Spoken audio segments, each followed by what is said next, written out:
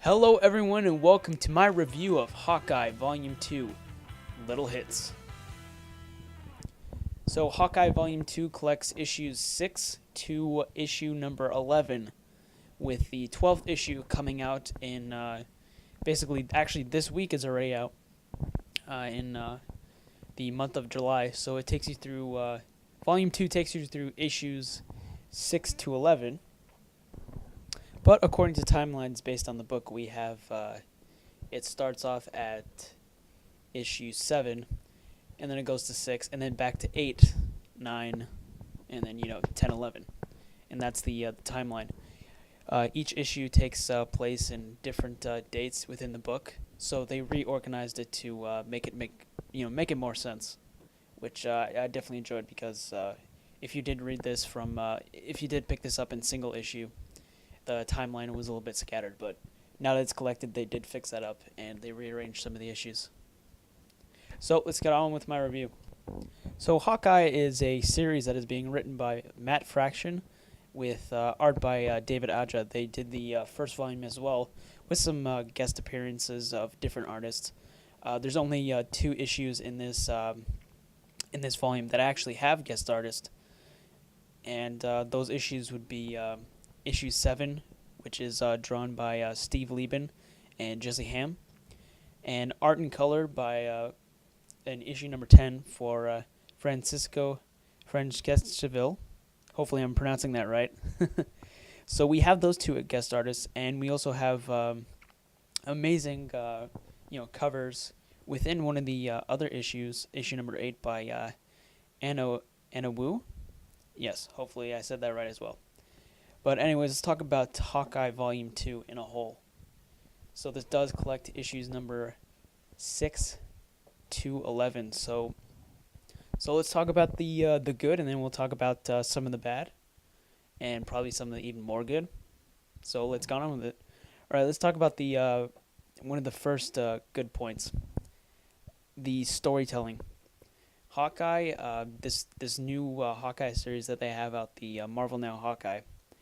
It's probably one of the best Marvel Now titles out there right now.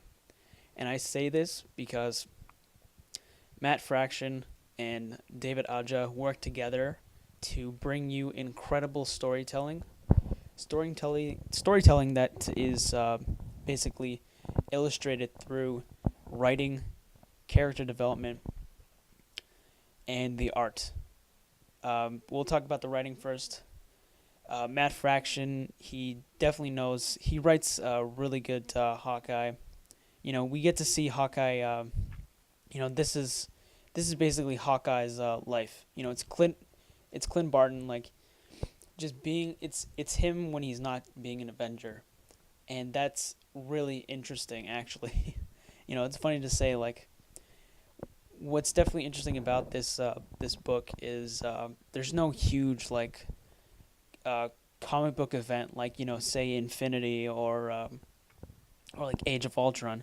There's no huge overarching big event. No world-ending scenarios. No urgency. The writing is very laid back. It's very low key. I mean, some of the main conflicts are just dealing with some of the main conflicts will really come from just Clint's actual life, and he deals with the women in his life. There's a whole great issue. I think it's issue number 8, which is just fantastic. It's just a whole relationship issue, which it's so fun to read, and we get character development of each of the ladies that Hawkeye has actually been with. It almost seems like every single major character in this has their own moment to shine. Every character is interesting, from Clint to Kate Bishop, his ward, to new villains that they introduced like the Clown, to even at some point the Tracksuit Mafia, from even Pizza Dog, his Clint's dog, Arrow, aka Lucky, or Pizza Dog, as he liked to say. There's even Pizza Dog has his own issue, where it's just basically we see the perspective of of Lucky, Pizza Dog, just how he sees the world. And again, I can segue into the art. David Aja, just incredible. It's both simplistic but complicated at the same time, which really blows my mind. He can basically put panels together in such a unique and interesting way, and he can put things inside the panels, in between the panels. Like one example in the Pizza Dog issue, where Pizza Dog is actually investigating the murder of a certain individual who I won't spoil, but we see how like kind of like a diagram of how the murder happened, and it's kind of like the perspective of Pizza Dog, and it's so fun. And then we also see how he just free associates different things to people. Like when he looks at Clint, there's little branches that come out like a tree, and it's like it branches off to Clint, and then you see like coffee, and then it branches out to a coffee cup that he drinks with the big H on it, and then there's also another bubble that goes to like dog food, and there's also some really awesome other parts of that, like that I'm trying to figure out, but not coming to mind. But even in the other issues that David Aja has done, he does issues number 6 and then 8 to 11. So this is a lot of David's art in this. So he fills the panels with information, even stuff like at one point Glenn is trying to figure out how to set up his TV, and then he draws like a diagram of where to plug in like the certain component cables. Like this hooks up to here, and then the red and blue and white cables go through this box, and then out through this box, and then it goes up to the satellite. And it's such a great like storytelling tool, like incredible storytelling overall.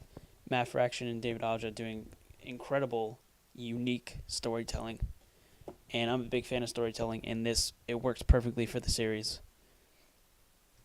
Another thing this comic book series has for it when it comes down to the writing is that it's very quirky.